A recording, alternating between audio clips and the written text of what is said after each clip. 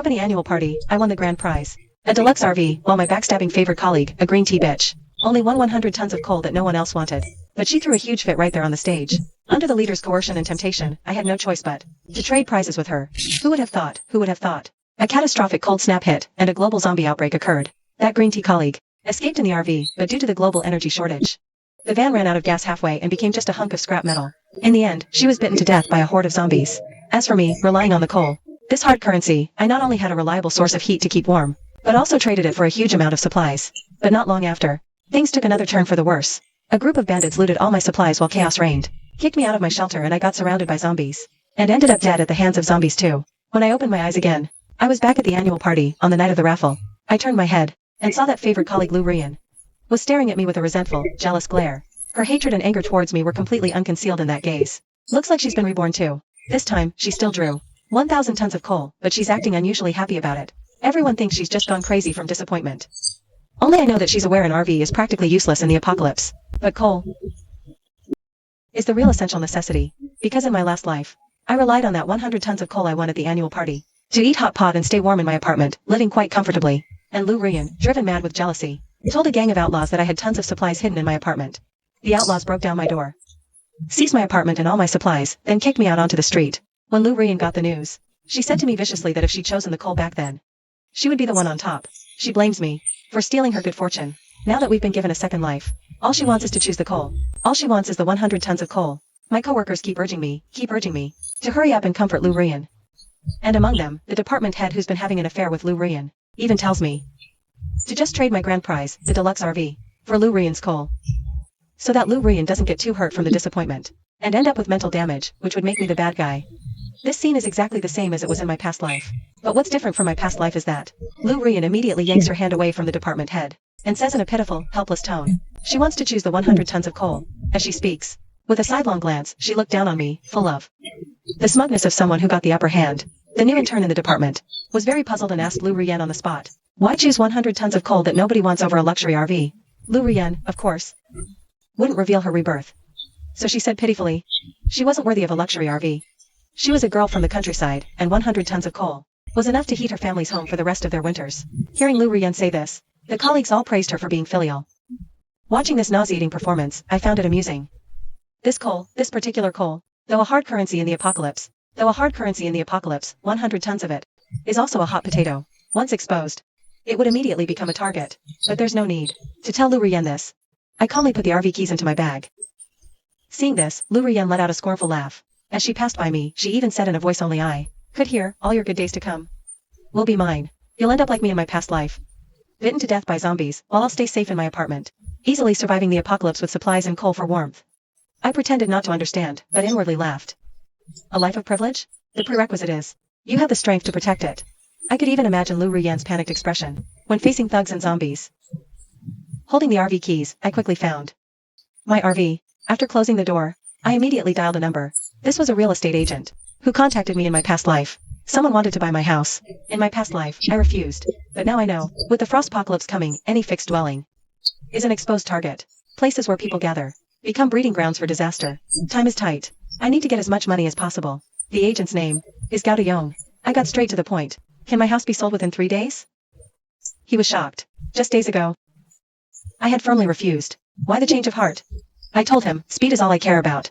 I can accept a price 10% lower than the market rate. Hearing this, Gao Dayong agreed immediately. I demanded the deal be done in 3 days. After hanging up, I immediately started step 2. I downloaded every online loan app on the market. More than 5 million loans were made in one night. 1.80 but not enough. 8.87 I used the memory of my past life to write down 3 days later the lottery number of the 50 million super pool. As soon as I got the money, I started working on remodeling my RV. I contacted the best security company in the country. Women want to drive the whole country by themselves, but they are afraid of being followed by abnormal conditions. 10 times the price on the grounds of extreme insecurity. Let them modify my RV and ask them. I finished it in 2 days. I converted the car shell. Used the same material as the bank vault, even if it's a machine gun. Doesn't leave scratches on glass windows. All of them have been replaced with bulletproof glass and added outside. Can pass high voltage steel bar protection net zombies as long as encounter. It can instantly turn into coke. All tires are military grade run flat tires are also added with very thick snow chains. The door has also been changed to a 3-layer explosion proof door, which is required on each layer. Different passwords and fingerprints. Such a big battle, some even doubt it. I'm a fugitive, but I threw it out. Boxes of cash keep their mouths shut. The masters looked at the boxes of cash. The tools in my hand are throwing out smoke. Just now, the lazy teacher also immediately joined the modification team. After the modification is completed, I purchased another set of the world's most advanced self-circulating filtered water system and generator installed in the RV, solving water and electricity problems and spending a great deal of money. Asked the retired soldiers of the special forces to install high power on the roof, solar panels and batteries outside the car at the same time. I installed 12 monitors to ensure that I was in the car, can observe every move outside without dead angle. But I'm facing a new problem. The RV is too small. It is difficult to save large quantities of materials, especially fuel problems. Once the RV has no energy, it will instantly become an ice house. I bit my fingers and struggled to think about the solution. I accidentally bit my finger. Suddenly there was a sting in my mind. A voice sounded unexpectedly. I was rewarded for completing the RV retrofit system. The rear of the RV infinite space function car. There is a space for unlimited access to materials. I immediately took out my phone and started going crazy. Orders for tens of thousands of barrels of mineral water on different shopping platforms. Boxes of compressed biscuits. Instant noodles, self-heating canned rice, anti-inflammatory drugs, antibiotics. The bandages are a hill, and I have women. Necessary hygiene supplies. These are enough for me in the RV. In my old age, I went to gas stations all over the city, buying out the whole city of gas at twice the price. I've also solved the RV's energy issue, finally. Finally, I spent all my remaining savings to contact a foreign mercenary organization, buying a large amount of firearms, ammunition, and bulletproof vests to ensure I'd have a fighting chance against zombies and bad guys in the future. It's the last day before the apocalypse. I look at the alternate space filled with supplies, wrapped in an unprecedented sense of security. I know. I now have the capital to face the end. I start checking the monitors. Everything around the RV is normal. The streets are still bustling with people, peaceful and serene. Just as I'm about to turn off the monitors, I notice a man, in all black not far away, staring intently at my RV. His gaze, even from dozens of meters away, I can still feel its ferocity and greed. I tense up instantly. Although the apocalypse hasn't arrived yet, the evil of human nature has come early. I immediately drive away, heading to the suburbs overnight. But the real crisis is quietly approaching. 7 a.m. I'm awakened in the RV by waves of cold. I get up to check the thermometer. The interior temperature has actually dropped to a chilling -10 degrees Celsius. I realize the extreme cold has arrived. I quickly turn on the RV's heater. A wave of warm air hits me. I look out the window. The city is completely blanketed in snow. I check the monitors. The blizzard is too heavy. All I can see is a vast expanse of white. I know. This storm won't stop, and the temperature will keep dropping. Anyone outside for just a few minutes would die from hypothermia. Right then, my phone vibrates frantically. The screen flashes one red alert after another. The nation issues emergency broadcasts, forbidding citizens from going out. The Weather Bureau issues its highest level warning. Temperatures in the coldest regions have even reached -160 degrees, 4 times colder than Antarctica. There's an even more shocking piece of news. People have reported sightings of creatures resembling zombies. Everyone is warned not to open their doors lightly. But none of this concerns me. Right now, I'm in the suburbs. Forget zombies, I can barely see a single person. I calmly turn on the TV, casually grab a bag of chips, and start watching the news. The city is in chaos. The extreme cold has just begun, and already many people have frozen to death in their homes due to power outages.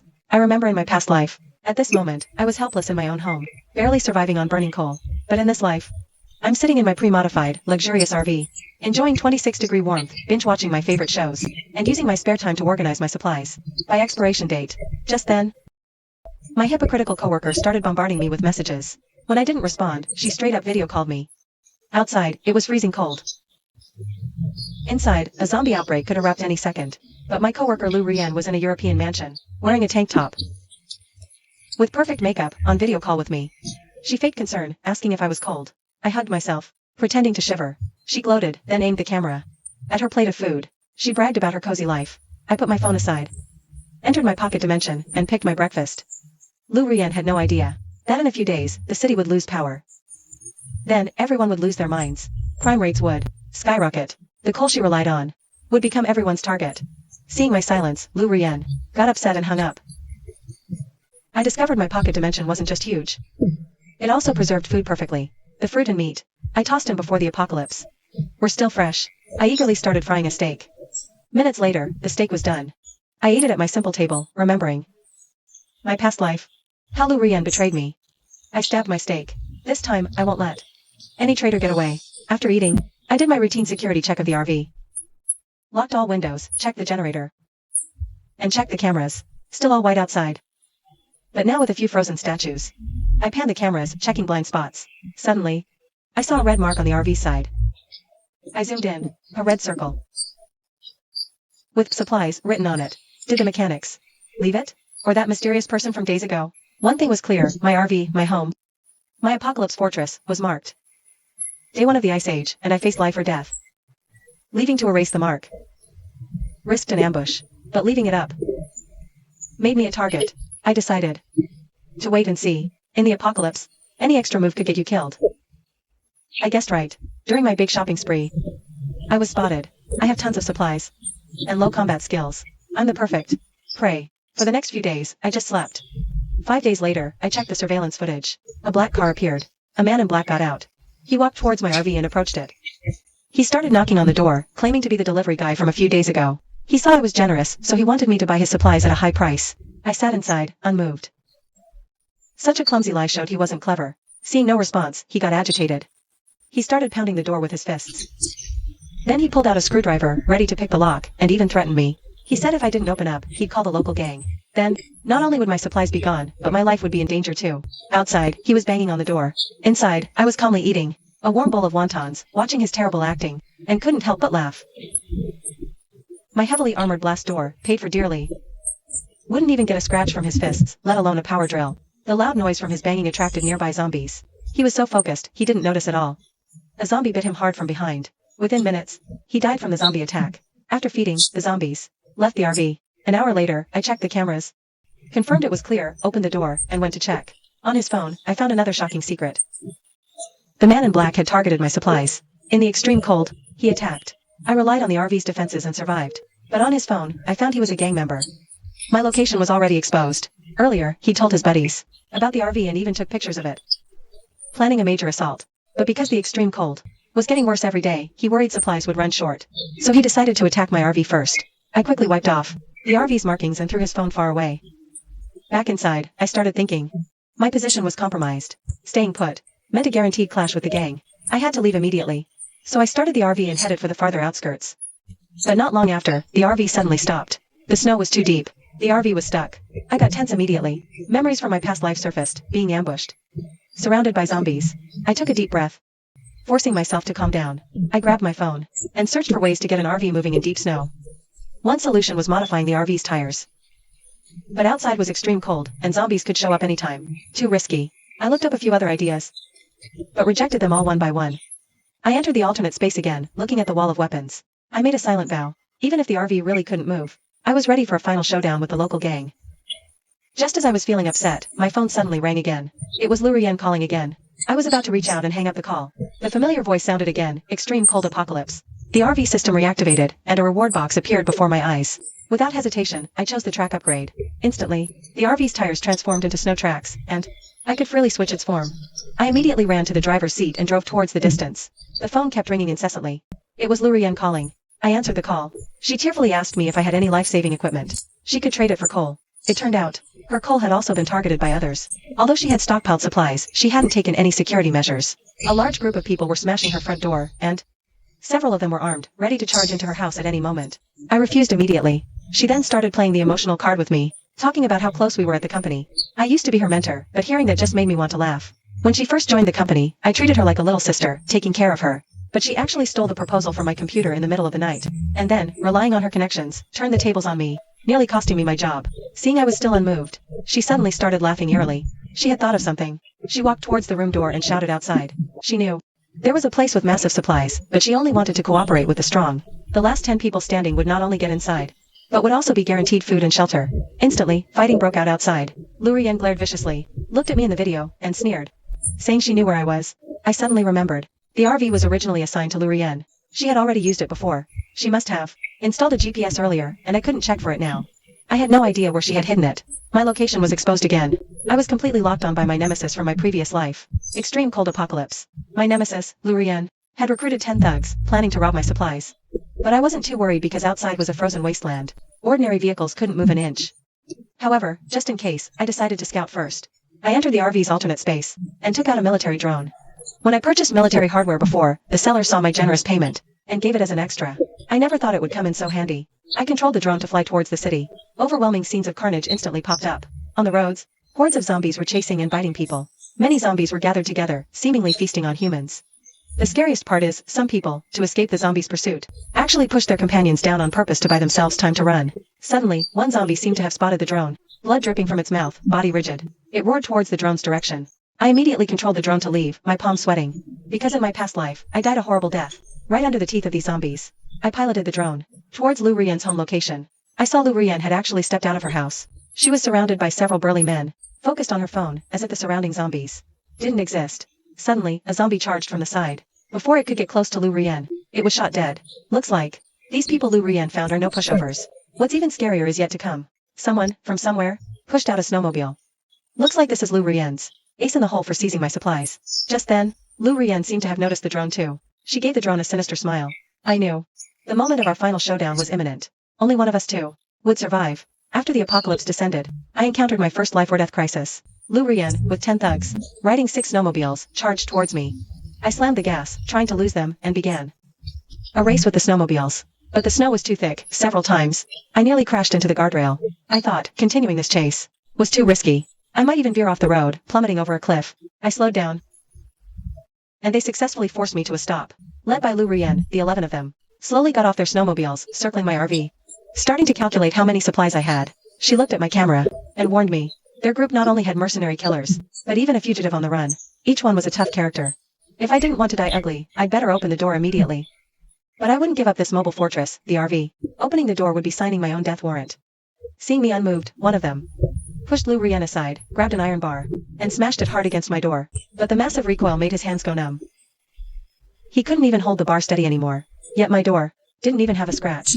He looked utterly incredulous. Then, another, relatively slimmer man stepped forward. He examined my door lock, and upon finding it was a fingerprint lock, he immediately reported to Lu Rian behind me. Lu Rian burst into laughter upon hearing it. She rummaged through her bag for something, then confidently walked to the car door, pressed the fingerprint scanner, but I didn't care. Only my fingerprint is registered in the lock. We're not related, she can't open it. But the next second, the lock beeped and opened. After the apocalypse, I felt chills for the first time. Could it be this life? The tragedy repeats? The door slowly opened. The countdown to death began. Last life, a scheming colleague. Lu Rian framed me, collected my fingerprint on purpose. Never thought this life. It'd be her ultimate move to destroy me. Turns out at work, the company used fingerprint clock-in. Colleague Lu Rian back then collected my print and opened my car door. Luckily, I set up 3 blast doors. The second facial recognition, she can't pass. The burly man nearby lost patience. He shoved Lu Rian aside. Lu Rian fell to the ground. Seems their group isn't close either. The burly man shot my door with a shotgun. But after the smoke cleared, my door only had faint white marks. Earlier, the man with the iron bar clearly ran out of patience. He stepped back, took a deep breath, then like a mad dog, slammed into my door. A loud bang, inside the RV. I felt a slight shake. I knew. Time to fight back. I pressed the button on the keyboard. Instantly, blue electricity enveloped the entire vehicle. The man ramming the door was electrocuted to charcoal. The sudden scene stunned everyone present. Lu Rian screamed. Everyone scrambled for the snowmobiles, trying to escape the electrified RV, leaving only the dazed burly man and terrified Lu Rian. But they soon snapped back. The earlier gunshots and door slams attracted many zombies. Before leaving, the burly man raised his shotgun, smashed all my cameras. He's tougher than I thought. Without cameras, I can't scout outside or dare open the door to launch drones, because a huge zombie horde is closing in. Even though Lu Rian left, the zombie horde hasn't receded. Inside the vehicle, I can hear zombie growls. I wanted to drive, break through the zombie encirclement, but feared acting rashly. If a zombie gets stuck in the tire, we'll be completely immobilized. I can't risk moving recklessly. The cameras are destroyed. I can't see my surroundings. I have to press the button. I activate the high voltage current. Instantly, growls and shrieks erupt outside. They mix together for about 3 minutes, before slowly fading away. I can't even imagine how many zombies were just attacking me, but at least it seems the problem is solved for now. After dealing with 2 threats in a row, my tense nerves finally relax a little. Ever since Lu Rian targeted me, I haven't had a drop of water for a day and night. Now, I just want a proper meal.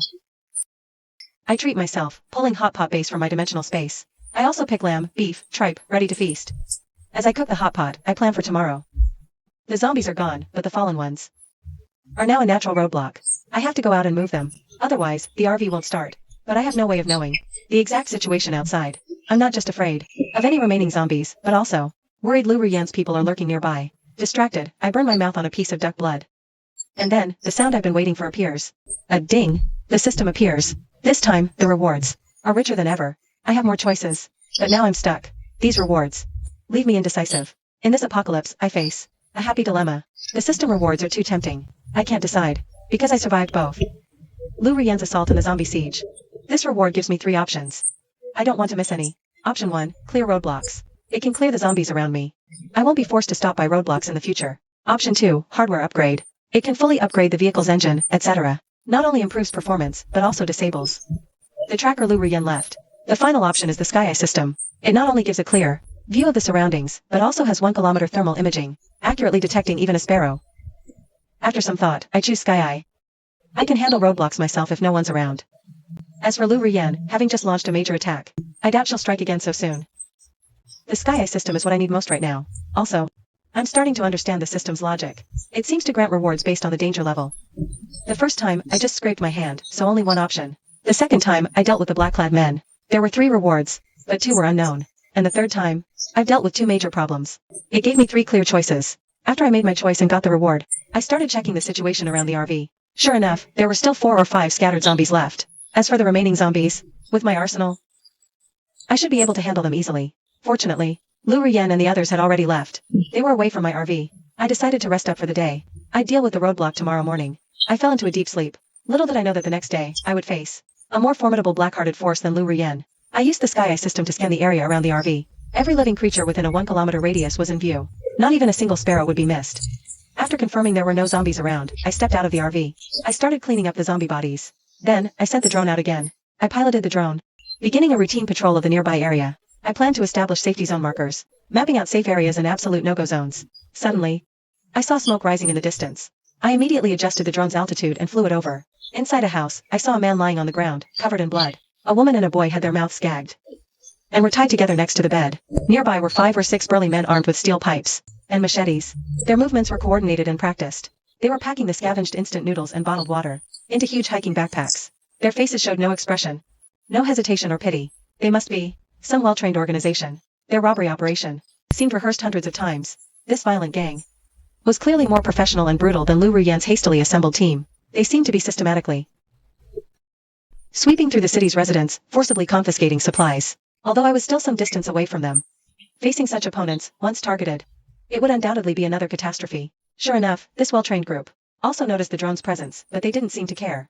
It seemed they already knew about my existence. It suddenly hit me. They might be members of the organization of those men in black who ambushed me before. I had likely been one of their hunting targets all along. It seems this end-of-the-world hunting game has only just begun. The violent gang discovered by the drone became my biggest headache in the near future. They were completely different from Lu Ruyen's team. Not only were they efficient and disciplined, but they also had meticulous plans. Because I wasn't yet sure if they, like Lu Ruyen, could pinpoint my exact location, I didn't dare act recklessly. After all, the RV is too conspicuous. Driving it during the apocalypse is still too flashy. I've decided to wait and see what they do next before they make a move. Meanwhile, I'll keep monitoring their movements with the drone. Over the next few days, this gang continued their methodical operations. They cleared out many hallways, and their methods remained the same. First, violently breaking down doors. Then, entering the rooms to loot supplies, leaving no survivors afterward. To prevent retaliation, they were systematically clearing this area, floor by floor, building by building. It won't be long before they target me. I need to gather more intel on them, their exact numbers, patterns, and their base. But this group has extremely strong counter-surveillance awareness. For several days in a row, I gained nothing. They didn't even seem to care about my prying eyes. As if they had planned for all of this. I retrieved the drone. I came to my pocket dimension. Although I had bought many weapons, I had never used them before. I think it's time to start learning how to use them. Better to fight to the death than wait for doom. Because no one could predict what crazy moves these desperados might make. In the following days, I monitored them while studying firearm usage in the pocket dimension. That day, as usual, I was having breakfast when suddenly, there was a knock on the door. Who could it be at this hour? Could it be new enemies attacking again? Unexpectedly, before the battle with the criminal gang even began, a new complication arose. My door was being frantically pounded. I quickly checked the surveillance system. I found that it was actually Lu Ruyen outside the vehicle. The thug with the shotgun who attacked me before. He was knocking on the door with one hand and pulling a rope with the other. The other end of the rope was tied to Lu Ruyen, whose hands were tightly bound. She was sitting in the snow, her face covered in wounds.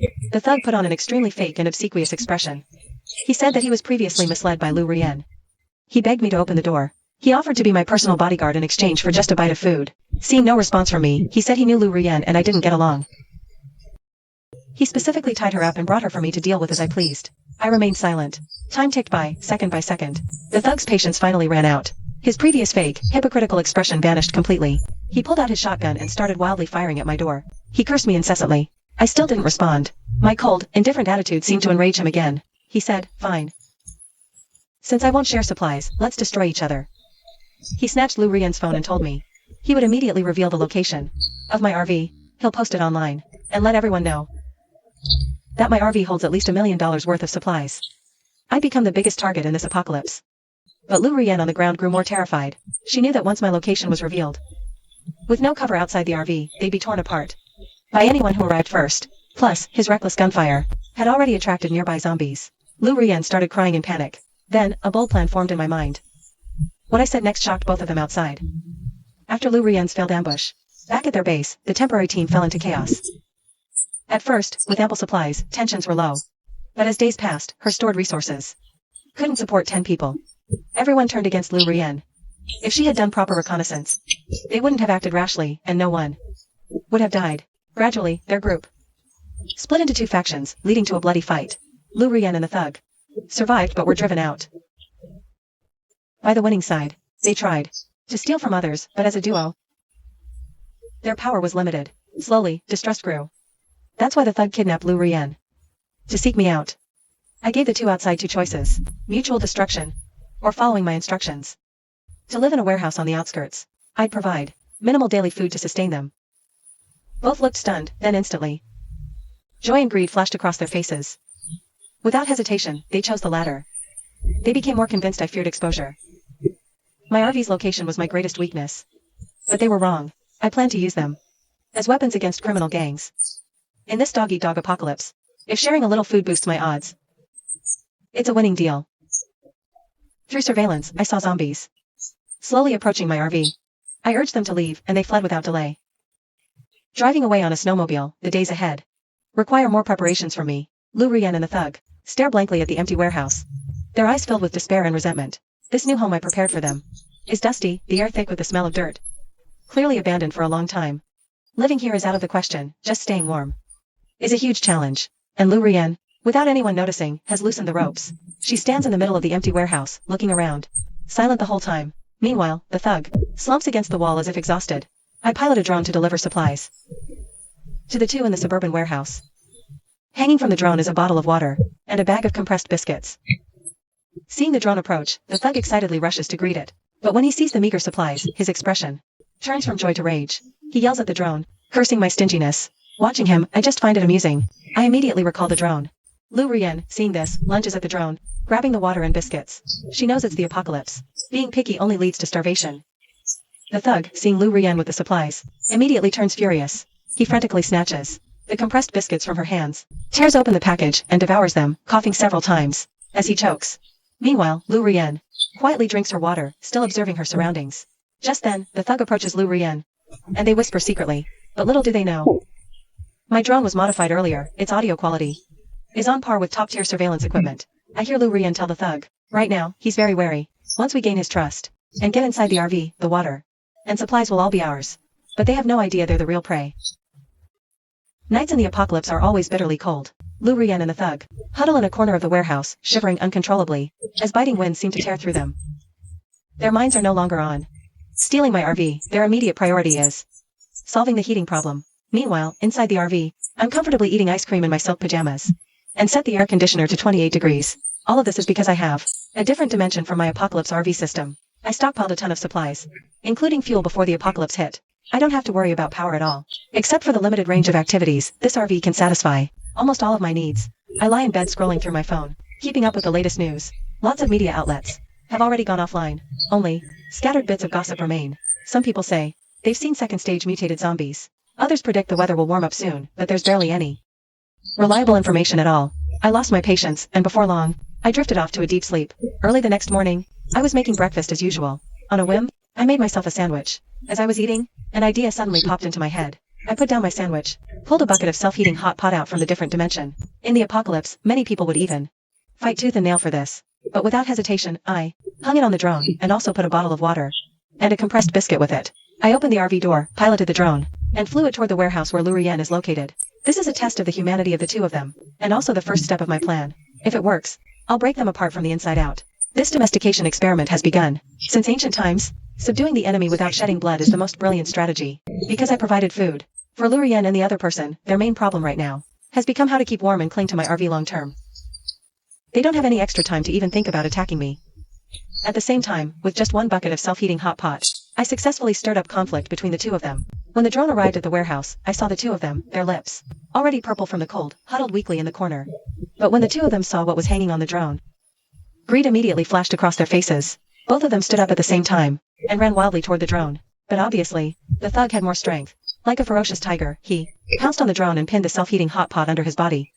But Lu Rian, who was still submissive and timid just yesterday, actually burst out with astonishing strength. She charged straight at the thug. The thug tumbled 3 times from the impact, and he was instantly enraged. He swung a slap and knocked Lu Rian to the ground.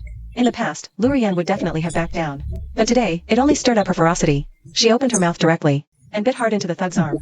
In the throes of agonizing pain, the thug loosened his grip on the self-heating hot pot.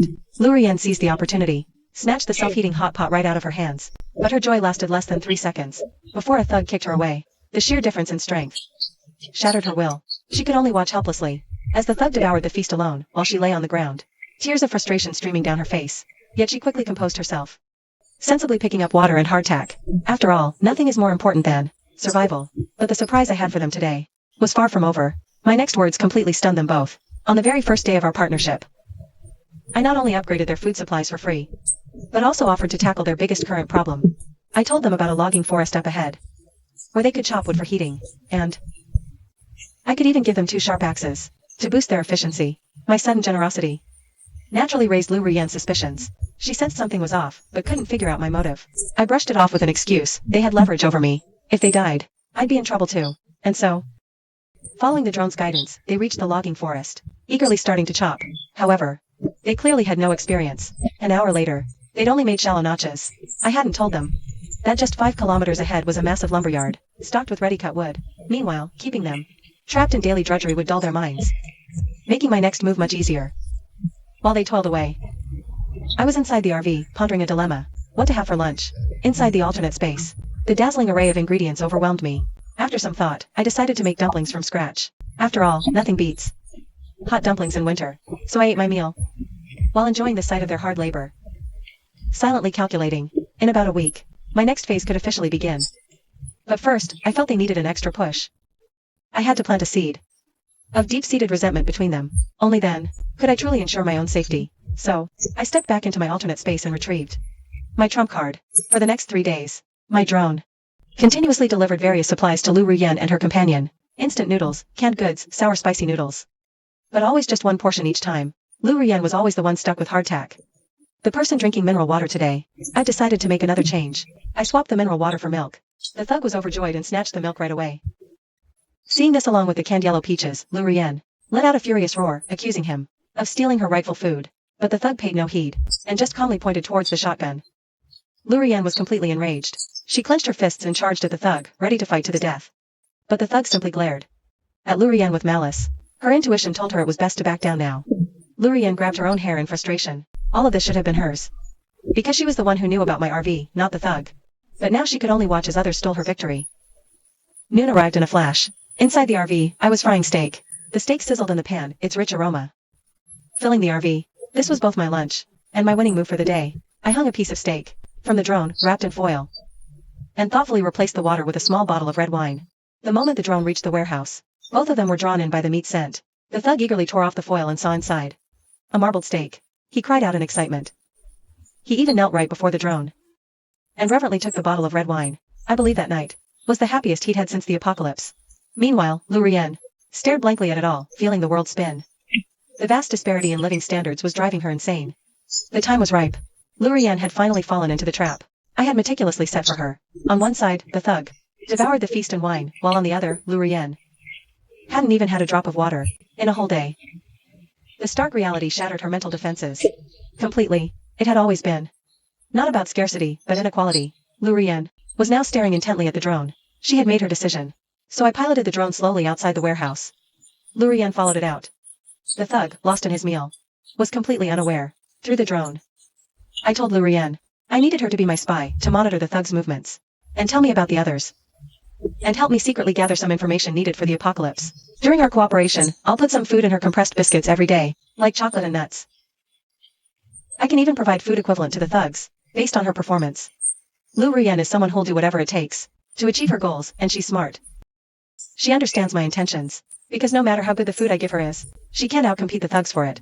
This is the best plan for now. She nodded without hesitation, of course. I know this cooperation is definitely only temporary. Lu Ruyen is the type who'll endure for a long time. To reach her goals. I didn't mention the RV's location at all during this negotiation, because both Lu Ruyen and I know it's her biggest trump card. Without the location, she loses control over me. Then, forget about improving her life, even the most basic. Compressed biscuits wouldn't be guaranteed. So, we reached a deal, and I started enjoying steak. This is my choice premium beef, so tender. It's almost juicy. Not only is the meat plump, it even has a hint of sweetness. After eating, I checked the map I marked earlier. My next plan officially began. At the cost of a few chocolate bars and some slices of bread, I successfully made Lu Ruyen temporarily submit to me. By deliberately creating conflicts over the past few days, Lu Ruyen and the other have gone from a cooperative relationship to a competitive one. I've had her secretly monitor the thug's movements for me. If she spots a problem, she must report it to me immediately. I also promised her that if she successfully takes out the thugs, then instant noodles, milk, even beef and other supplies will become hers. At the same time, I had her disclose the situation of the other members from her previous team. The composition is quite complex, including a gang boss, prison inmates, and even illegal immigrants from other countries. Their only common trait is they all have criminal records and are ruthless. I've decided to deal with these troubles one by one. The top priority now is to figure out as much as possible about that gang in the city, their member composition and their routines. The more intel I have, the more confident I'll be. I plan to have Lu Ruyen and the thug go into the city to collect supplies in the next few days. Of course, the more important thing is gathering intelligence. After delivering the recent supplies for Lu Ruyen and the other to the warehouse smoothly, I've decided to give my armory another thorough check. Right after I stepped into the different dimension, a voice that delighted me finally rang out. Congratulations, host, you've completed the side quest. Win over Lu Ruyen. Reward, space upgrade. I couldn't wait to check out the reward. This time the reward was actually a renovation of the different dimension. On the screen, I was given so many options: bathroom, shower room, shower room, shower room, bedroom, kitchen, kitchen, dining room, dining room. There was even a gym. It looks like this time the system is going to help me improve my living conditions. Every single option got me tempted. After thinking it over, I made my decision firmly. After the apocalypse hit, I might just be the first person to get to experience this kind of life. My RV system gave me this reward, and I went straight for the shower room. Ever since the apocalypse started, I haven't just been unable to take a hot shower. Even basic daily washing up has been a luxury. I just sweat through my clothes every day, and can only wipe my body down quickly. I've been craving a hot shower for so long. Right after I made my selection, a door suddenly appeared out of nowhere in the different dimension. I pushed the door open, and inside there wasn't just a shower stall. There was actually a big bathtub. I was so excited. I quickly changed out of my clothes and got in for a nice hot bath. Outside it's freezing cold with ice and snow everywhere, but right here I'm comfortable, lying in the bathtub, enjoying a moment of peace. This huge contrast makes it hard to believe that I'm actually living through the apocalypse. After my bath, I felt so much more relaxed, and my mind was clearer than ever. While I dried my hair with a towel, I kept an eye on Lu Ruyen and the other man to see how things stood today. I decided to start my plan early. After the two got back to the warehouse, I handed out supplies as usual. But this time the supplies were just 2 boxes of compressed biscuits and 2 bottles of water. The thugs I'd already spoiled long ago started venting their anger at the drone.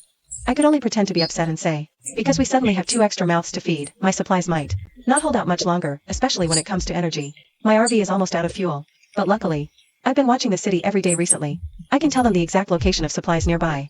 And all they need to do is bring me back a barrel of oil. Of course, this was all just my act of playing poor. I'd already bought out every gas station in the city before this. My RV's fuel will never run out. This was just an excuse to get them to go out and act, that's all. After the thug and Lu Ruyen talked it over, they agreed to my plan and got ready to leave first thing the next morning.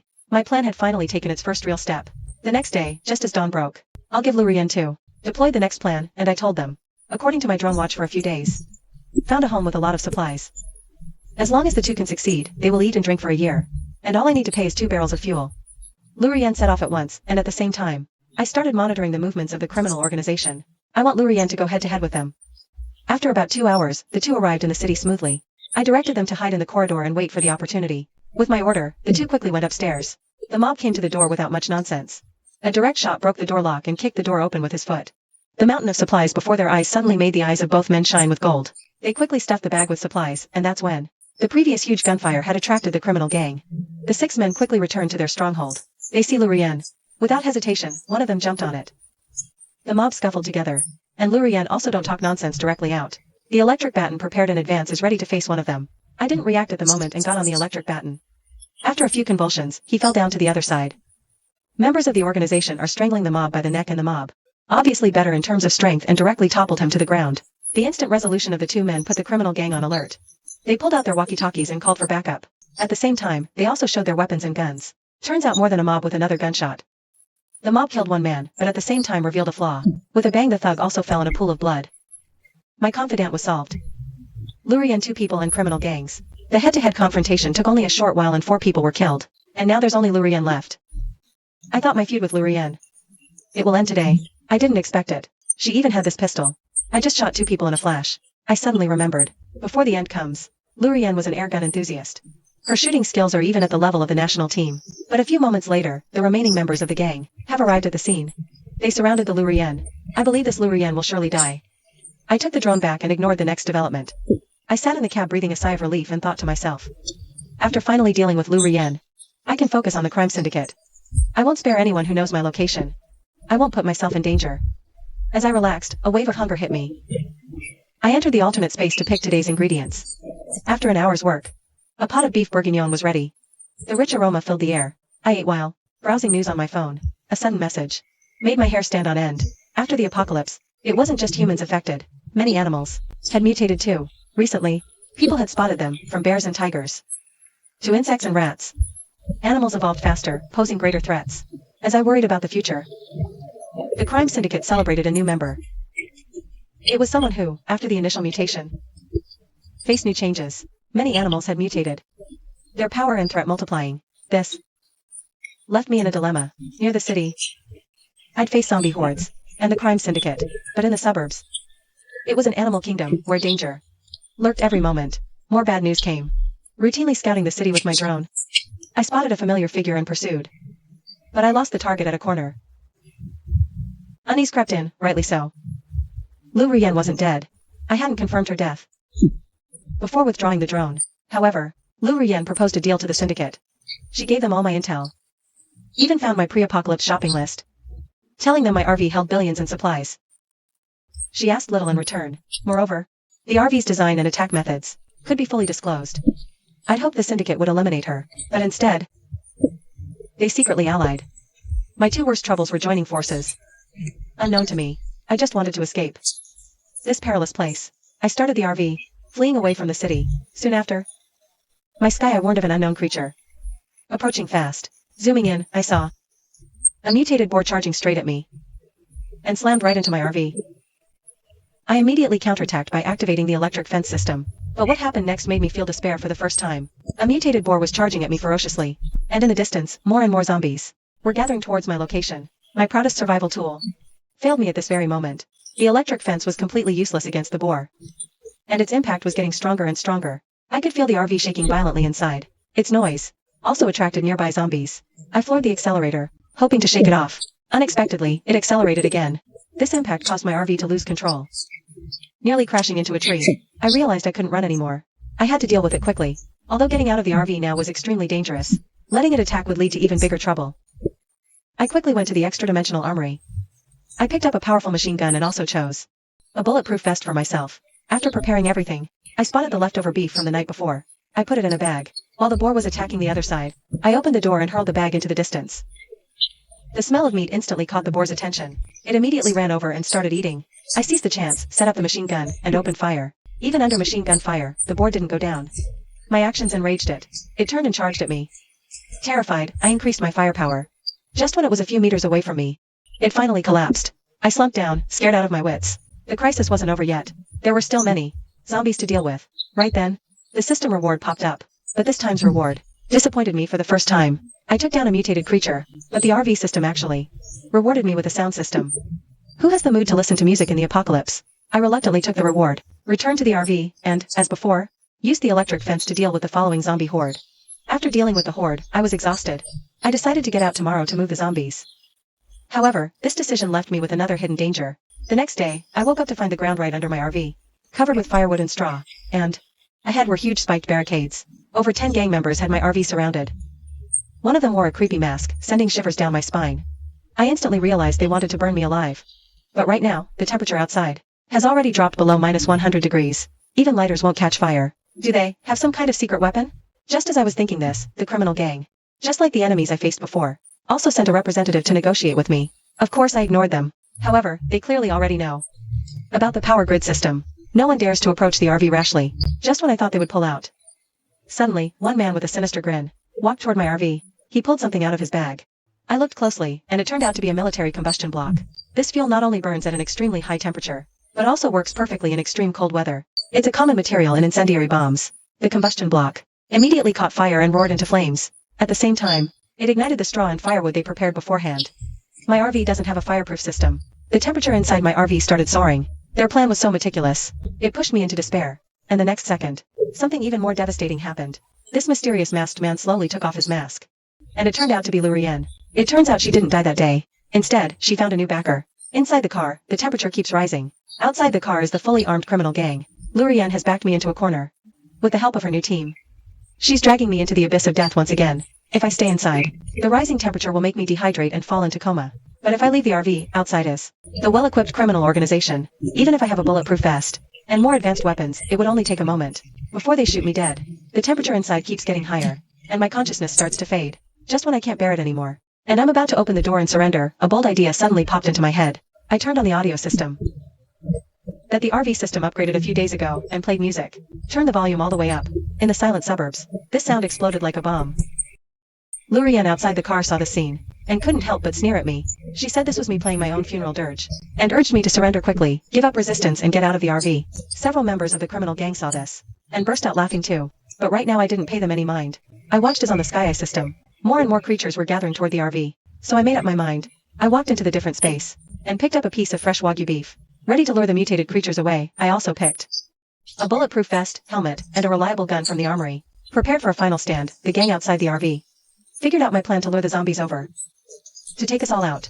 But they weren't scared. After all, they were armed. Ordinary zombies were no match. Sure enough, before the horde reached the RV, they handled it easily. Suddenly, a piercing shriek tore through the sky. I knew the time was right. I turned off the music, and slowly walked to the door. The battle shifted again.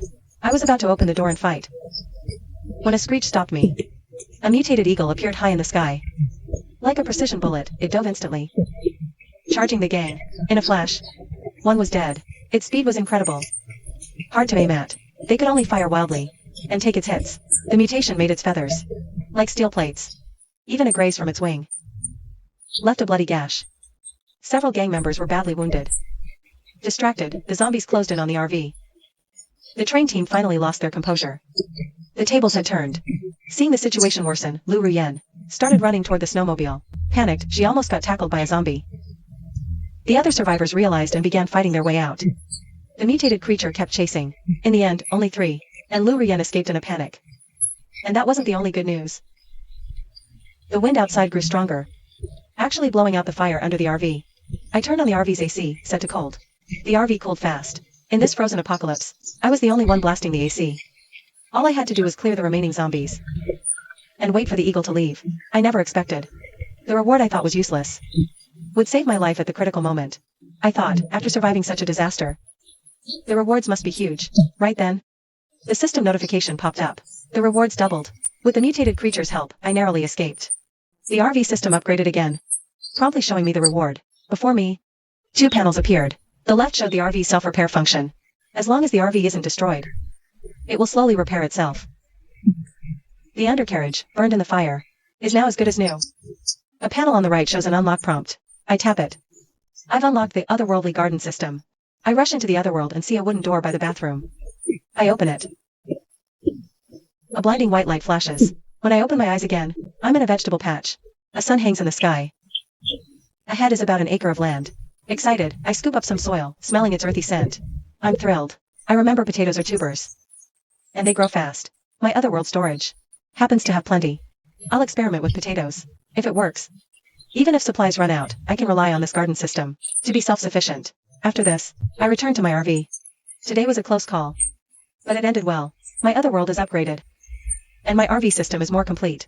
I feel better prepared for bigger crises. So today, I treat myself. I have some rare fruit, take a hot bath, then browse news on my phone. Today taught me that in this apocalypse, intel is a stronger weapon than guns. More info means more advantage.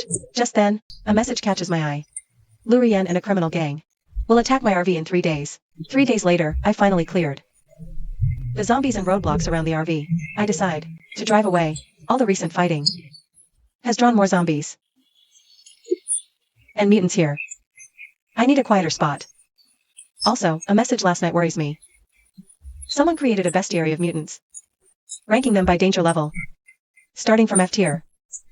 F tier is least threatening, like ants or sparrows. B tier creatures are tough for regular people. Like that wild boar. Yesterday's eagle. Was A tier, even a well-armed team. Struggles. S tier means instant death. Tigers, leopards, black bears, etc. Encountering a deadly predator means once you meet it, you can basically give up. But what worries me most is, beyond S-class, there are still locked SS class. And SSS class. What terrifying creatures. Could be worse? Thinking of this, I shivered. Using drones these past 2 days. I've scouted the surrounding area. I've marked several safe zones. I decide to drive there today. Meanwhile, due to the failed operation, the gang suffered heavy losses, losing guns, ammo, and supplies. They blame all these losses on me. Lurian even swore a public oath. To make me pay in blood, I must quickly find the tracking device Lurian secretly installed, or I'll face Lurian's endless harassment and revenge. Now I must race against time. Before Lurian's second attack, I must shake off their surveillance.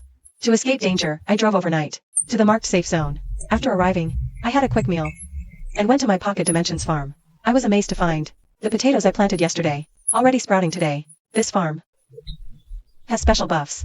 Any plant grown here grows faster. I eagerly went to the Pocket Dimensions storage room, searching for seeds to plant. I surprisingly found a big bag of seeds, probably from when I bought supplies in bulk from farmers. And they threw them in as a gift. Now they're useful. Looking at the colorful seeds, they're likely a mix of crops. With a why not attitude, I spent a day planting them all. Then back in the RV, I took a hot bath and reviewed recent events. My biggest threats now are Lurian's tracker and the RV's main flaw, it can only defend passively. The electric fence only works sometimes. I urgently need a way to attack actively. But I finally decided to deal with Lurian's GPS first. Actually, before the apocalypse, I thoroughly checked the entire RV. No clues. Its location must be near the engine. I was afraid of damaging the RV before. I couldn't get it checked before, but now the RV has a self-repair function. No matter how much I mess it up, it can restore itself. So I smashed the engine open. Sure enough, I found a small chip. This means, from this moment on, I'll be free from Lurian's tracking. And I've come up with another plan. I've decided to give Lurian an end-of-the-world gift. With Lurian's GPS disabled, I won't easily expose my location in the apocalypse anymore. I feel a great sense of security. Of course, I won't let Lurian off the hook. Ever since the apocalypse began, she's been trying to kill me. But this time, I've decided to strike first. I attached the GPS to a drone and sent it flying towards the forest, deep into the woods. If Lurian rushes in recklessly, the mutated beasts in the dense forest will tear her apart. After handling all this, I let out a long sigh of relief. I turned on the RV sound system and played some soothing music. While listening, I picked ingredients from the alternate space. I didn't know before that the RV had a preservation function. I hadn't stored much seafood, but to celebrate today, I decided to splurge. I chose sea cucumber, abalone, and an Australian lobster for the side dishes. Today, I'm making a deluxe seafood noodle soup. I finally got to taste this rare delicacy in the apocalypse. I also thought to myself, if the alternate spaces farming system really works, then in the future, not only could I have fresh vegetables, but also a steady supply of fruits. From now on, besides routine checks, my daily work will be farming in the garden. My intel gathering hasn't been neglected either. I still intensely monitor the outside world's movements every day. Currently, the civilian factions outside are roughly divided into 3 types. One is criminal organizations and gangs, another is well-trained and heavily armed mercenaries. The third is survivor-led mutual aid groups. Ordinary people can't handle any of these factions. Just then, my phone alerted me. There's actually a 4th, even more powerful faction. I was about to click to check, but found this information wasn't simple. The world structure has completely changed under the apocalypse's influence. I never dreamed that such a group could dominate in the apocalypse. With curiosity, I opened the info on the 4th faction. What appeared was a name, the Midnight Carnival. It turns out the animals in the circus have all mutated due to the extreme cold weather. But what's surprising is that they can still follow human commands. This circus has not just eagles and elephants, but even tigers, lions, and black bears, highly aggressive carnivores. The circus members, relying on their powerful mutant army, have now completely taken over City Z. City Z is hundreds of miles from me, so it shouldn't be a threat for now. However, this info gives me a new idea. If mutant creatures can be tamed, could I have my own pet? But I quickly dismissed that thought. After being attacked by the eagle and wild boar, I'm terrified of these creatures. Forget taming. I don't even dare get close. After checking recent news, I returned to the alternate space farm to check the crop's growth. As expected, even without fertilizer, they grow much faster than in reality. Many have already sprouted. Using the internet, I identified the crops and was thrilled to find most are fruit seeds. Grapes, watermelon, apples, over 20 types. I'm about to achieve fruit freedom in the apocalypse. happily watering the crops. This joy made me forget the hidden danger. Little did I know, this carelessness would bring great trouble. Since removing Lu Rian's GPS, my life has been unusually peaceful. Apart from occasional zombie attacks, each day is calm. I finally have time to focus on studying my farm system. Life is getting on track. Mornings, tending the farm. Afternoons, scouting with drones. The rest of the time, I spend improving my quality of life. Before, my energy was mostly spent dealing with Lu Rian's group, so I mostly ate instant noodles. But these past 2 days, I've tried new dishes, stewed chicken soup, Coca-Cola wings, braised pork. Hard to believe. I'm living in minus 80 degrees Celsius apocalyptic cold. I haven't let my guard down completely. The Dark Knight Circus I found online earlier has me worried. After seeing how deadly A-level mutants are, I can't imagine how terrifying S-level creatures must be. I must quickly find ways to attack from inside the RV. I walked into my armory, looking at the neatly displayed array of weapons. I couldn't help but sigh. Although my armory has plenty of top-tier gear, they have a fatal flaw. They all require me to leave the RV to fight, but I won't abandon this fortress until the last moment to face the enemy head-on. As I was pondering this, a bold idea suddenly popped into my head. Since every time the RV gets upgraded, the RV upgrades are tied to me solving crises, then as long as I can solve another crisis, my RV system can upgrade again. Maybe there's an offensive system in there, but putting myself in danger on purpose goes completely against my plan to just survive the apocalypse. Staring at the warehouse full of gear, I started to feel conflicted. I was counting the armory's equipment. Pistols, rifles, machine guns, grenades, timed bombs. Even though they're powerful, ever since the apocalypse began, they've hardly been used. I sighed and left the armory. Suddenly, the familiar system voice chimed in. Congratulations, Master. Successfully eliminated 500 zombies. Mission progress has reached 100%. Asking if Master wishes to claim the reward. This sudden reward left me a bit puzzled. I'd never seen this side quest before. No idea where it even came from.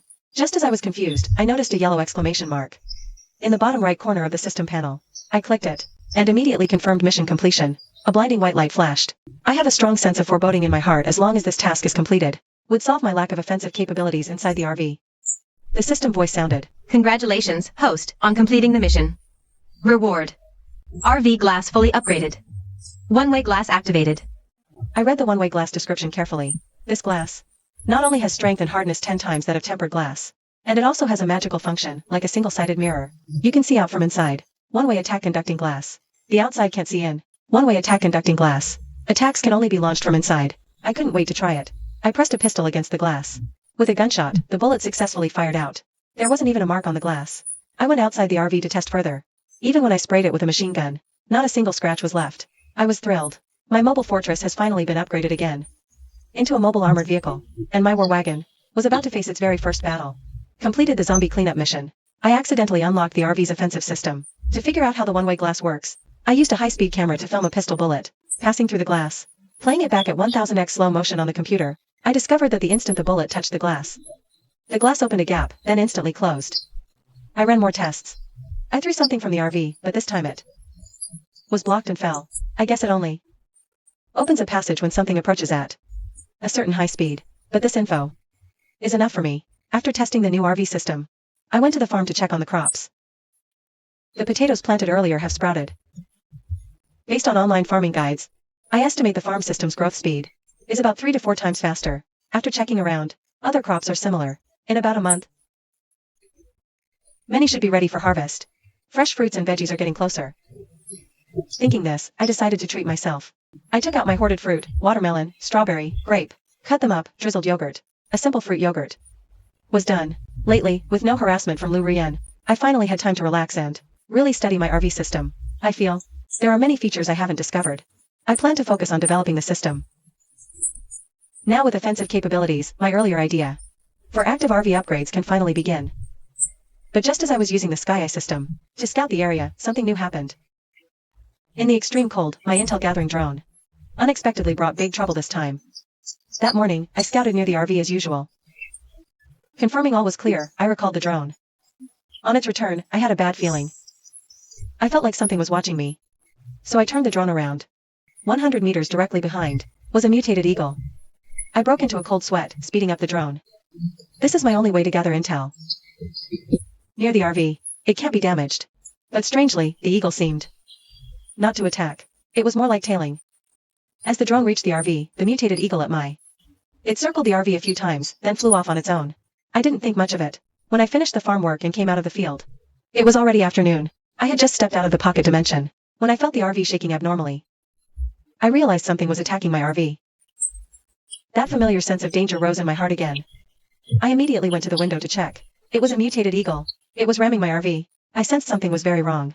I rushed to the arsenal, grabbed a weapon, and prepared to fight back. First, I fired a few test shots with a pistol. I found it had incredibly high defense, just like the mutated boar. The pistol was useless. I tried a shotgun next. But the range was too short, and the eagle was too fast.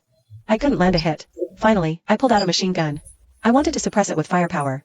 But the eagle dodged the bullets with precision. I was truly at a loss. That deep sense of helplessness filled the RV once more. I was locked in a stalemate with the mutated eagle. On one side was the incredibly fast eagle, on the other was the indestructible RV, with its self-repair system. Neither of us could do anything to the other. Right then, I suddenly remembered, the previous mutated eagle didn't attack the RV, but this one seemed to be under orders, attacking relentlessly. Staring at the mutated eagle diving repeatedly outside, a thought suddenly flashed through my mind. Someone was controlling it in the shadows, and the controller must be nearby. I immediately put down the machine gun, turned, and ran to the RV surveillance room. Using the Sky Eye system, I scanned the area. Sure enough, behind a tree 500 meters away, was a blurry dark figure. He must be the one secretly commanding the eagle. I instantly switched my target. From the eagle to the mysterious man.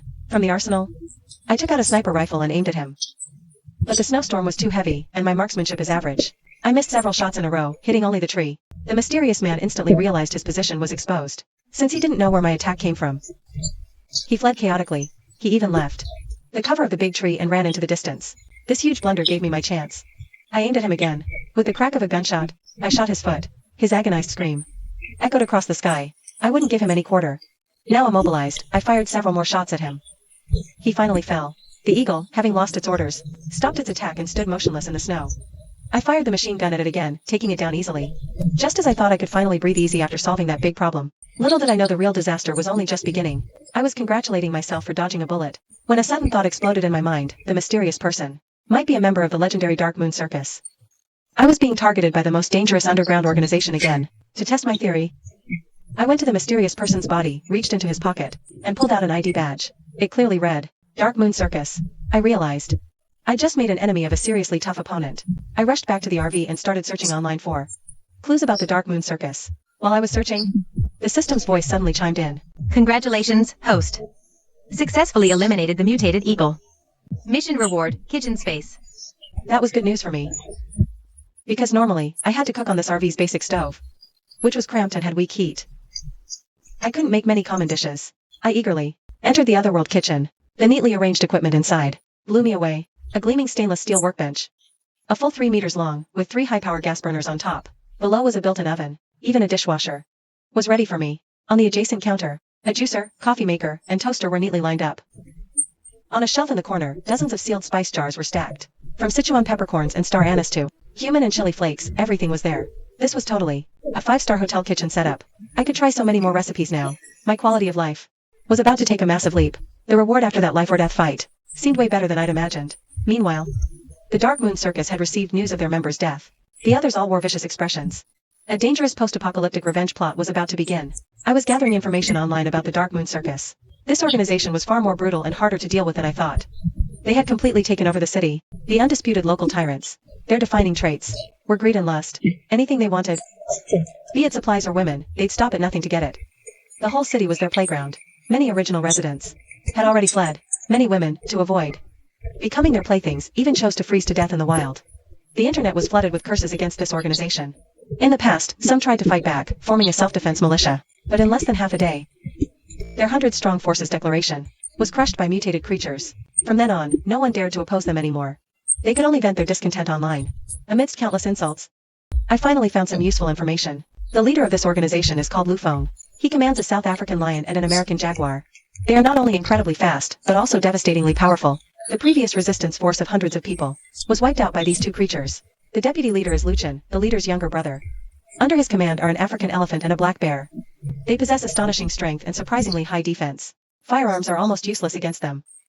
The remaining team members also possess mutated creatures of B rank or higher, and the mysterious man I defeated earlier is also in this group, holding a fairly high position. The more I thought about this information, the more terrified I became. I must quickly come up with a countermeasure. Just as I was about to close the webpage, a bounty notice suddenly appeared before my eyes. And the target on it was actually me. After successfully taking down the mysterious man, I was targeted by the largest civilian organization in the area, the Dark Moon Circus. The internet was flooded with bounty notices about me. And because the reward was so substantial, many people online spontaneously formed teams to hunt me down. My life was once again filled with danger. I tried to escape by car, but no matter where I drove, my location the next day would always be precisely updated on the platform. It seems there are characters within this Dark Moon Circus who are very skilled in reconnaissance and tracking. I gave up on running. I could only deal daily with the troubles that came to my door. This kind of life lasted a whole week, because many people, after witnessing my RV's impenetrable defense, and the surrounding high-voltage electricity, voluntarily gave up on hunting me. Plus, it was the extreme cold season. There were also many zombies near the RV. These were my natural shields. Fewer and fewer people came looking for trouble. I finally had a moment to catch my breath. I made myself a simple meal, then went to tend to the crops in my garden. Thinking to myself, tonight I should be able to get a good night's sleep. Just as I opened a webpage to search for the Dark Moon Circus's movements, my phone suddenly rang, and the caller was the person I least wanted to see, Lu Rien. I answered the call, thinking she was here to play the victim again. Unexpectedly, she arrogantly started making threats. She told me to get ready, we were going to meet soon. This time, we would settle all our old and new scores. I hung up the phone impatiently, but then I suddenly snapped back to reality. Lu Rien actually has my address. She teamed up with the Dark Moon Fair. My mortal enemy from my past life, paired with my strongest enemy in this life. A bad premonition welled up inside me. The moment I opened my eyes, I saw my mortal enemy. Lu Rien was standing in front of the RV, and behind her was a group of fully armed people. It looked like their equipment was even more sophisticated than before. But this time, they didn't use fire. Just as I was wondering what they were going to do, Lu Rien spoke up. She boasted that this time she wouldn't give me any chance. As she spoke, she signaled to start the attack. I saw them surround my RV completely, and from their bags, they pulled out what looked like water guns and shot at my RV. Watching the liquid continuously spraying onto the RV, I realized it was concentrated sulfuric acid. They were planning to completely corrode my RV. This method of attack was far more effective than smashing the door before. The electric fence outside the RV was visibly, slowly being corroded. So, Lu Rien had reached a deal with the Dark Moon Fair. Lu Rien would help them deal with me, and the payment was just me and my RV. In return, the other side would provide equipment. The Dark Moon Fair hijacked the local chemical plant, working overnight to produce dozens of tons of concentrated sulfuric acid, aiming to completely dismantle my mobile fortress. Their assault wasn't over yet. Another group of people took out flamethrowers and aimed them at my RV. Seeing Lu Rien's smug expression outside the RV, I knew I couldn't wait any longer. I decisively ran into the armory, grabbed a machine gun, and as I pulled the trigger, many fell to the ground. The people outside the RV, facing this sudden turn of events, were immediately thrown into disarray. Clearly, they didn't know about my RV's offensive capabilities yet, while they were still confused about where the bullets were coming from. I quickly shot 2 more people. Seeing their comrades die in front of them, those spraying the acid, all dropped their weapons and started to flee. Lu Rien also lost her earlier arrogance. Her eyes went from confusion to fear, and she immediately turned to run. Just when I thought victory was assured, someone, unexpectedly, launched a second wave of attack. Lu Rien's group was utterly defeated by me. Before I could even celebrate the victory, the real enemy had already begun their assault. Just as I was aiming at Lu Rien, preparing to shoot her, the RV suddenly shook violently.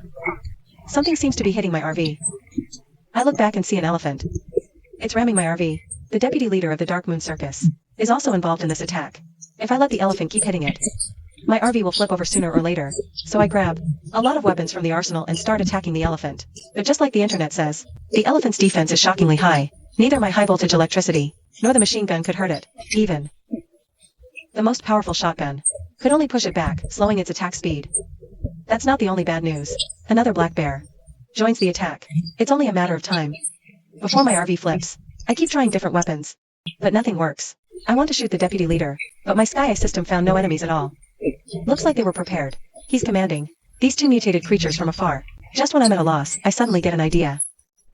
I run to the kitchen, grab 2 big jars of honey, and throw them hard out the window. Luckily this time, they aren't blocked by the one-way glass. The honey hits the snow, releasing a tempting aroma. The black bear is indeed attracted. It stops attacking the RV and starts eating the honey. Seeing the method works, I quickly run to the garden, harvest some grass and leaves, and throw them out the window. In this extreme cold apocalypse, these fresh leaves are rarer than gold. The scent of the grass makes the elephant stop its attack. I'm saved for now. I quickly think about my next move. Suddenly, the flamethrower lying in the snow gives me an idea. I decide to take a bold risk, facing creatures with such amazing defense. Conventional attacks don't work. I decide to take a chance and try a fire attack. While the 2 creatures are busy eating, I spray a lot of gasoline on them from inside the RV, then grab the flamethrower and fire at them. Flames instantly cover the 2 mutated creatures. Sure enough, although they have high physical resistance and can withstand the cold, they can't handle high temperatures. The mutated creatures howl and run around like crazy. And I keep spraying flames at them non-stop. After 10 minutes of struggle, both the black bear and the elephant collapse from exhaustion. But I know, they won't die that easily. I take out my trump card, the powerful rocket launcher. Before, I couldn't aim because they kept moving. But now, they can't move. This is the perfect time to finish them off. The snowy ground instantly. A massive mushroom cloud rose. Its power was immense. Even my RV was shaken by the shockwave. Looking at the charred, mutated creatures on the ground, I felt a huge relief. But the sound I was expecting didn't come. My RV system reward wasn't issued. This meant my crisis was far from over. I quickly opened my Sky system and found the area around my RV was completely empty. I realized the survivors, Lu Ruyen and the deputy leader, had probably gone back to report. The Dark Moon Circus was about to launch a new, full-scale assault on me. After so many narrow escapes, I had plenty of experience. While no one was around, I hurriedly planted numerous remotely detonated C4 bombs around the RV. Once enemies entered my range, I'd send them straight to hell. I wanted to set more traps. Warning, high-speed target approaching. But my Sky system, warning, high-speed target approaching, suddenly blared an alarm. Someone was rapidly closing in on my RV. They arrived faster than I imagined. The final battle of the apocalypse was about to begin. The entire Dark Moon Circus mobilized. They were ready for a fight to the death. Learning from past failures, they all stayed far from my RV, only sending mutated creatures closer. Once all the mutants were in the blast zone, I hit the detonator. Deafening explosions echoed across the snowfield. For a moment, flames shot skyward. Some ordinary mutants were even blasted into the air. In an instant, the mutant forces were almost completely wiped out. Only the leaders Lion and Jaguar remained. However, they were also severely wounded in the explosion, their bodies covered in bloody wounds. I gave them no chance to recover, firing wildly at the wounds on the two mutants. Although their attack power and speed were astonishing, their defense was far inferior to the previous elephants. Plus, my bombs had sapped most of their stamina. The Jaguar fell first. The other lion, as if receiving an order, began running away from the RV. It seemed the leader had ordered a retreat, wanting to preserve his last remaining asset. I wasn't about to give him that chance. I increased my rate of fire. A storm of bullets rained down on the lion. It began sprinting forward at full speed, not stopping even as it ran toward its master. My attack had driven it completely mad. It charged into the crowd, wildly attacking everything in sight. Lu Ruyen was among them. With a single, swift swipe of its claws, the lion lunged for Lu Ruyen's chest. She instantly fell into a pool of blood. The grudge between us was finally settled today. The others weren't spared either, almost completely wiped out. As for the remaining team members who fled, without the protection of the mutated creatures, and with their long-standing hatred from the city's people, their days won't be easy. I holstered my gun. That familiar voice sounded again. I lowered my guard, and checked the mission reward. But I never expected this would be the last reward I'd ever receive. With the Dark Moon Circus dealt with, the RV Systems reward arrived right on schedule. Congratulations, host, on completing the ultimate mission, defeating the strongest civilian organization. The Dark Moon Circus. Mission reward, Purification Ray. I checked its other functions. Its effect was to purify all mutated creatures and zombies within 1 kilometer of the RV, ridding them of their mutations completely. This means my RV will never have to worry about attacks from these beings again, and if I choose, I could even become the savior of all humanity. I was utterly stunned by this reward. I accepted it. I accepted the mission reward, and entered my extra-dimensional garden. All the crops inside had fully ripened. I began harvesting them, ready to treat myself. After a long day's work, the table was laden with food. Using potatoes I grew myself, I stir-fried a plate of sour and spicy potato shreds, made braised fish, and braised pork, 2 hearty dishes. I also simmered a pot of chicken soup. Even dessert fruit was prepared. As I ate, I pondered my future plans. Though I never imagined becoming humanity's hero, I felt this might very well be the purpose of my rebirth, like fate itself. And the apocalyptic deep freeze must end someday. If I could eliminate the mutated zombies and creatures, then society might return to normal. Though the RV is safe, I deeply miss the feeling of running freely under the sun. I finally decided to travel the globe in my RV, while also lying low inside it, until the apocalypse ends. So, I spent 5 years traveling the world. During this time, my garden cultivated many new vegetables and fruits, and my cooking skills greatly improved. One day, I woke from sleep and suddenly saw the sun high in the sky. I was thrilled. Eagerly, I opened my phone. The government had released an official announcement. Global temperatures were slowly rising. Experts predicted it would take about 3 months. In at most half a year, the temperature will return to a level suitable for human habitation. The extreme cold apocalypse is finally ending. I stepped out of the RV, stroking it, reminiscing about all the experiences I've been through these years. Thanks to it, I managed to escape disaster after disaster, reborn in this life. I actually survived until the very end. 6 months after the extreme cold apocalypse ended, life began to gradually return to normal. Everyone was bustling about, working on rebuilding their homes. During this process, I also met the one destined for me. And today is the day we take our wedding photos. We happily leaned against each other in front of the church. Suddenly, the photographer stopped the camera, looking up at the sky. The sky had turned blood red. The temperature began to rise bizarrely. Something seemed to be rapidly descending. In the distance, people's cries of agony were already heard. My other half reacted first, grabbing my hand and running towards the bomb shelter. The apocalypse crisis descends again. Ahead lie unknown fears and formidable foes, the cataclysm of doom. I rely on the RV to defy fate.